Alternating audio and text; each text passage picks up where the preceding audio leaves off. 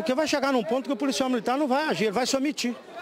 Nós vamos ficar com medo, porque você chega num local para agir, se você atirar no cara, você já vai preso em flagrante.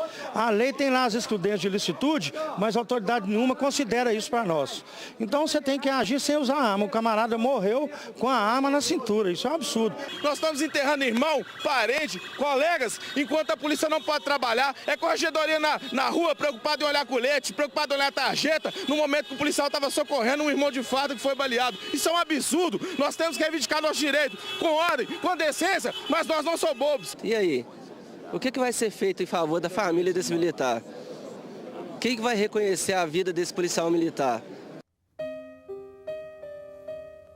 Esse é o TV Verdade, que está recebendo hoje a dona Elizabeth, que é mãe do soldado Neves, do André, seu Walter, que é o pai do soldado André Neves, e que estão conosco hoje nessa homenagem. A TV Verdade presta uma homenagem a esse policial militar que tombou defendendo a nossa segurança, a nossa vida.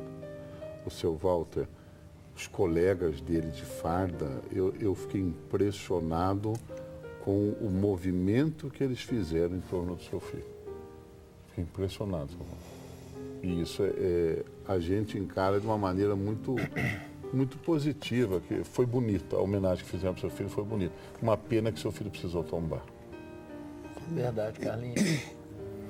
Na realidade, nós gostaríamos de estar aqui no programa recebendo essas homenagens, mas de uma outra forma, de uma outra maneira. Recebendo uma homenagem onde meu filho estivesse sendo condecorado por um ato de bravura. Mas infelizmente, ou felizmente, vamos dizer assim, meu filho tombou, mas tombou sim. Mas ele tombou com dignidade, sabe? Ele tombou como um homem, como um herói. Meu filho, ele poderia sim, no momento de folga, no momento de lazer, ele poderia se acovardar, sabe? Poderia chamar a colega que estava com ele e falar, não, vamos sair daqui porque pode ser que eu seja reconhecido por algum morador, porque sou policial e não pretendo tomar parte dessa situação. Vamos sair. Mas pelo contrário, no instinto, na coragem, na perseverança dele no momento, ele não titubeou.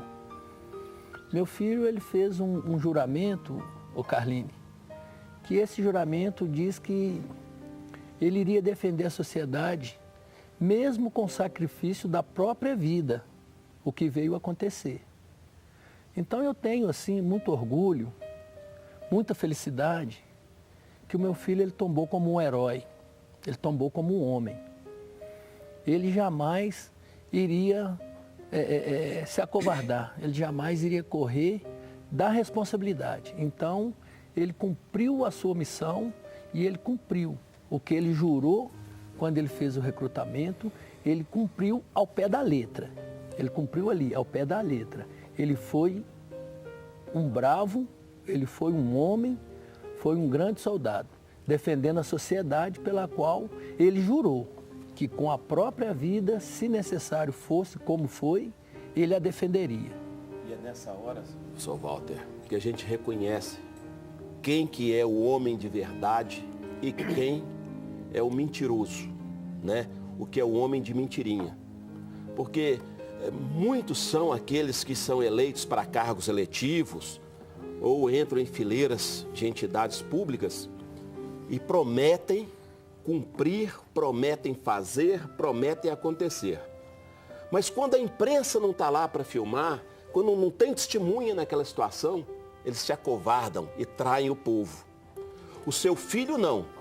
Na escuridão da noite, no frio da noite, com todas as condições de se embrenhar na escuridão e simplesmente ele estaria aí. Mas a consciência dele não estaria nunca tranquila. Ele jurou, ele empenhou a palavra, ele falou o que faria, ele prometeu a essa sociedade que nem sempre reconhece o esforço de um policial ou de um funcionário público. Essa sociedade mesmo que ridiculariza, sem saber por quê, ridiculariza. o seu filho, soldado André, o Neves, como é mais conhecido, o Neves tombou tentando cumprir aquilo que ele sempre gostou de fazer, defender a sociedade, combater o mal. É por isso que inúmeras vezes, Sr. Walter, eu falo aqui, nessa mesa, para essa lente, que o PM, ele não é um profissional qualquer. O policial, em geral, ele não é um profissional qualquer. Ele nasce policial e, por força de circunstâncias, ele se torna profissional. Mas ele é policial. Pode ser de manhã, de tarde, de noite, ele é policial. E essas pessoas, esses bravos, nós temos que reconhecer, nós temos que respeitar, nós temos que agradecer. O capitão falou ali, Carline, na entrevista, que ele usou um termo técnico, ele falou que atirar no bandido é um excludente de criminalidade. O que quer dizer isso? Quando o policial age naquela situação que o André estava agindo, se ele matasse todos, ele não teria cometido o crime. Ele cometeu uma ação justa e legítima. E o que eu fico mais triste é que de vez em quando muita gente, às vezes até na imprensa mesmo, fala assim, o policial cometeu um crime. Ele não cometeu crime nenhum.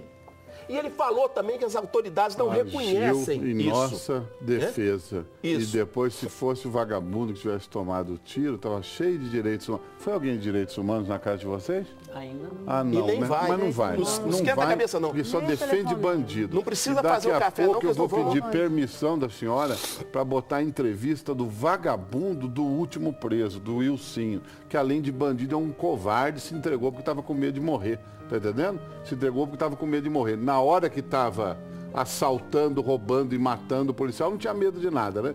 Depois ficou com medo de morrer, se entregou ontem, mas eu vou pedir permissão para a senhora para mostrar a entrevista. Porque eu tenho vontade de matar um vagabundo desse, de tanta bobagem que esse vagabundo falou ontem, quando foi apresentado aos jornalistas. Seu Walter, é verdade que ontem o senhor comemorou seu aniversário de 55 anos? Sim, Ontem foi a data do seu aniversário. sim, Carlinhos. Ontem foi a data. Poucos dias depois de perder seu filho, um dos seus filhos, que você tem o Diego também, né? Diego, sim, foi verdade e... Que aniversário, hein, seu Paulo? Que aniversário. É o que eu disse, foi um aniversário com muita dor, com muita tristeza, com o coração sangrando, sabe? A alma totalmente dilacerada. A gente pedindo e acreditando que Deus está com a gente, que Deus nos acompanhou. E sim, com certeza, eu senti muito forte o abraço do meu filho. Senti também o apoio dos amigos, dos familiares, de toda a nossa família. Que sim, que os amigos, os vizinhos, os colegas, os irmãos, o Renato, que foi e é um soldado que entrou junto com o André, estava lá comigo. O Lucas. Que fazia parte dessa turma aqui? O senhor Não, trouxe, ele seu formou Paulo? junto, mas não nessa turma. Essa foto vocês guardam da formatura dele. Da formatura do André. O Renato formou no mesmo ano, porém a turma é outra, mas é do mesmo ano, da mesma época. Amigo de infância, ele está Amigo de sentado infância, fora, veio ele com a inclusive gente, está com a gente aqui no... É que irmão. No Renato Medeiros, que é Renato amigo da Medeiros, família. amigo Obrigado, da viu, Renato, família pela sua e irmão. presença aqui. Irmão do André, está sofrendo muito, está muito magoado. Quero deixar aqui também a solidariedade para o Lucas, que é o outro irmão, outro colega de infância. Colega não, amigo de infância, que é outro Todos os três cresceram juntos. co-irmão. Os três E cresceram. também o Lucas está assim... Ele está... Estava em São Perde Paulo. o chão, né? Ele está sem chão. Ele estava em São Pegou Paulo, um avião, ficou sabendo pelas correndo. redes, veio correndo e falaram que... Ele falou que se não tivesse jeito, que ele viria a pé. Mas que ele jamais iria deixar de participar do momento como esse. Um dos dois amigos. Ô, Elizabeth, qual foi a última vez que você viu o seu filho? Infelizmente, no dia da morte dele. Porque ele voltou a trabalhar nesse dia e ele trabalhou normal. Foi fazer um pedido, né, que eu tinha feito a ele, para ele resolver um probleminha para mim. Quando ele chegou em casa, eu perguntei, e aí, filhinho, você foi fazer realmente pedido? Porque eu tratava assim, sabe? Para mim eles nunca cresceram.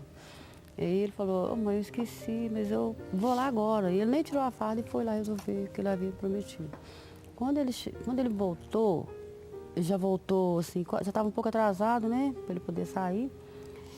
Então ele tomou o banho dele, se arrumou, e eu preocupada, né, aquela preocupação de mãe. Meu filho, você não vai jantar, sua janta está no prato, esquenta, janta. Não, mãe, não vou jantar não estou com pressa. Depois eu vou comer só uma frutinha aqui e vou sair. Saiu, o pratinho dele ficou lá, ele não jantou. E comeu uma fruta, eu cheguei no muro, conversei com ele, porque ele tinha um compromisso no outro dia. Ele falou, não, mãe, assim que eu sair do quartel eu vou. Aí eu cheguei no muro, falei com meu filho, ele se foi. E nunca mais ele voltou. E se eu soubesse que era a última vez que eu viria meu filho, eu jamais deixaria ele ter saído de casa.